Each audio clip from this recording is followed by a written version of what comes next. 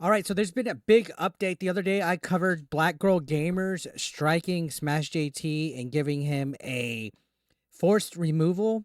YouTube basically had it to where he had 5 days to remove his video criticizing them, or he would get a strike on his video and it would be automatically removed regardless. Well, he posted an update saying that the false copyright strike on his channel has mysteriously disappeared. Now, Black Girl Gamers, if you're not aware, is like a network, a group of African American gamer girls that are all, I guess, part of this woke agenda, this woke narrative that involves people like Ash Parrish and Kim Belair from Sweet Baby Inc., where they want to control their narrative, which is why when Smash JT called them out for their whole victim mentality video that they had, they didn't like it. They wanted to shut it down, but now it's mysteriously disappeared. So here's a screenshot. We're going to talk about this. This happened today.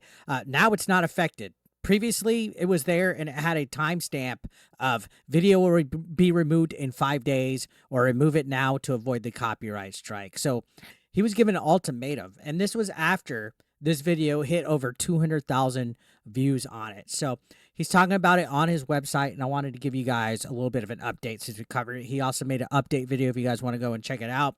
So he basically said, and only what I can try to explain as a bizarre twist of events, that false copyright strike filed against my channel by BGG has mysteriously disappeared after initially receiving an email notification from YouTube that my video was flagged with a copyright claim by BGG and threatened with removal on September 14th. He braced himself for what he would expect it to be a long legal battle. So he did reach out to them, telling them that they were in the wrong. So you can see he sent this email to Black Girl Gamer saying, retract the strike claim immediately on the following Smash JT video, or I'll be contacting my lawyer, pursuing legal action against your false copyright claim on my channel. Your abuse of the YouTube copyright system here, attempting to create a narrative and hide valid criticism and opinions of others, is a direct shot at the freedom of speech. This is not what the copyright system is intended for use, and you know that. This will be my only communication on the matter. So good for Smash JT. This is a huge fucking win right here for freedom of speech and for going against that narrative. Because again, companies like Sweet Baby Inc., they try to extort you if you don't comply. They try to blackmail you, smear you. They literally write articles hating on you. They'll try, like in Smash's case, try to contact his jobs. Yeah, we had people contact his previous employment. We've had his website get shut down. We've had his wife get contacted. They're literally upset because of his website, where he has a Kotaku detected section that has all these people listed. He's been calling them out for months. I've even done it, and I've even had my fair share. Nick Calandra not too long ago was posting this whole slanderous thing about me not being able to be around children and that I shouldn't be around any women or teaching people at a wrestling school. My job was contacted at that as well. Some of my business contacts were contacted because of a result of that. These people will try to cancel you, and they will also obviously try to abuse the YouTube copyright system, which this would have been unfortunate because YouTube was not answering Smash. He was tweeting them. They were giving him the runaround. To me, this seemed like it was an inside employee at YouTube that is friends with one of these people that were on the BGG podcast that was being reacted to. We all know how people work in circles together. These people obviously have Discord communities or Twitter group chats or even probably Facebook group chats where they're talking to each other. You make a video criticizing one of these wokies, they're all in and on together. They have this collective mind. If you think outside their echo chamber, you're a problem. You're a bigot. You're racist. You're not part of it. You're not diverse, right? Funny enough, for a side that says be diverse, they all think the same. And yeah, so you can see he said he never received any follow-up communication from YouTube or BGG about the status of the strike.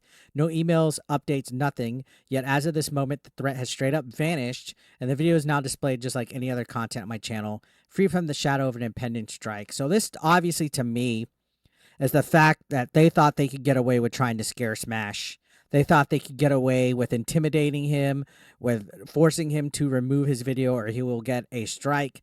They don't realize that Smash JT's been on YouTube for quite some time. Even though the option to appeal this wasn't available, he literally had no way to dispute this, appeal it, retract it, reject it, anything. He had no options other than to remove the video or it will be removed for him and he will get a strike.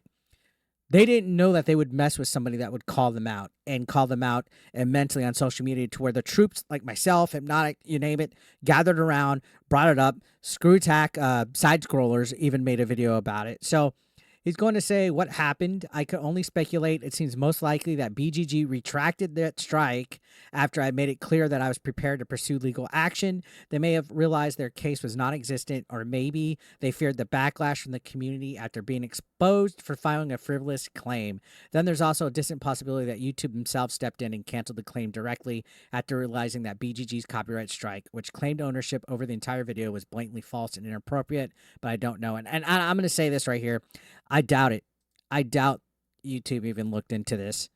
They're as tone deaf as a company as can ever be. I've had wrongful videos taken down for nudity and inappropriate stuff, sex, that wasn't in there. It literally was not in there. And I've had stuff taken off my channel. I literally think there's people that are working at YouTube that are part of this whole woke, and I know this sounds like a conspiracy, cabal that gathers around and hates people that are right-wing grifters, because we're a problem.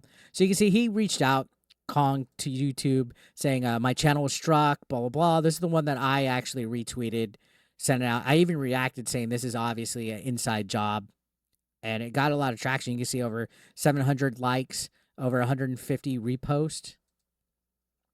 And of course, you know, when YouTube responded, they get these weird templates. You can see, we hear you. Based on the deets you shared, it looks like the removal of the copyright protected content is scheduled.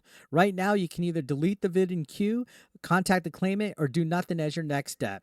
So yeah, very idiotic. And Smash says it's a very serious situation. I don't need the cool kid deets automated response. This is fair use and not copyright protected content. Also, many other channels have covered it, and I'm being targeted. Please let me speak to an actual human about this.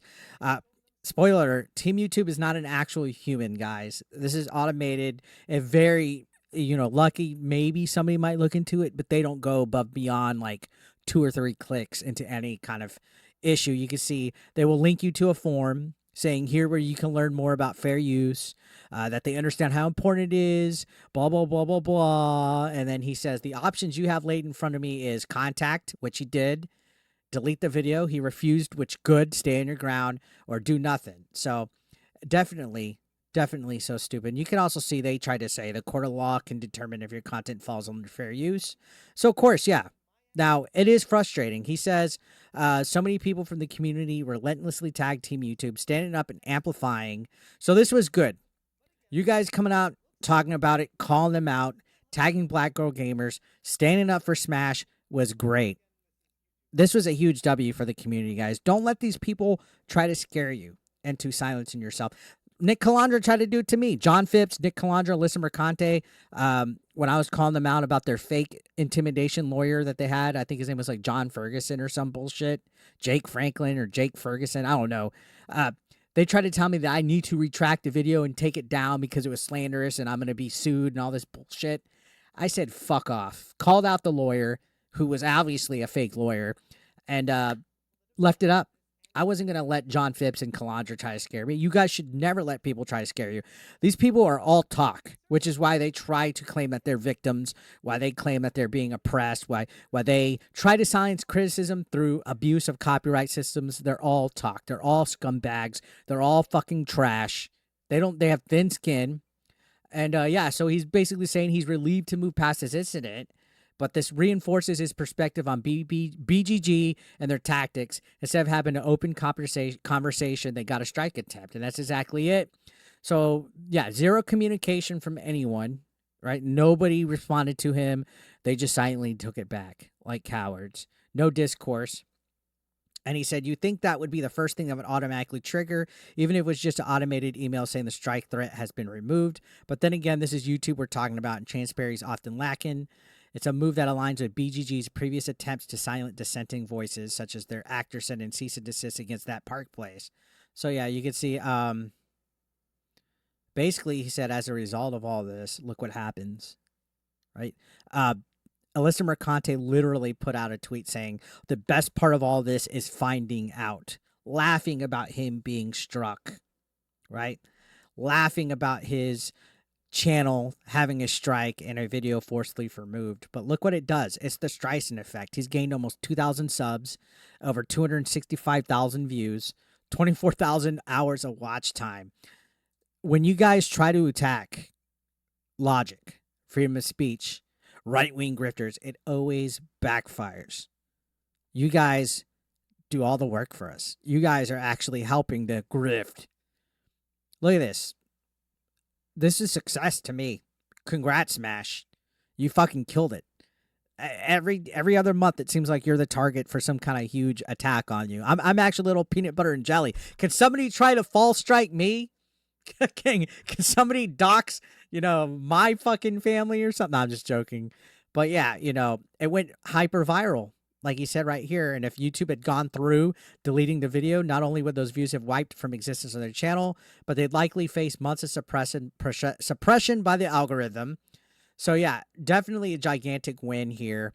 Good on Smash for pursuing through this. Thanks on everybody again for sticking up for him. Everybody that was on this side of the thing, I've seen plenty of people, very dark, hypnotic, you name it. They've all covered it. Grumps, everybody's reacted to it. Side scrollers had him on. Good to see the community come together and stick up, because bullies that try to, abuse a copyright system, that's not cool. That's not cool. Something that's in perfect fair use, and then not even have an option to dispute it. Nah, we're not having that. So Black Girl Gamers, failure on your part. Anyways, guys, let me know your thoughts. What do you think? Subscribe if you're brand new.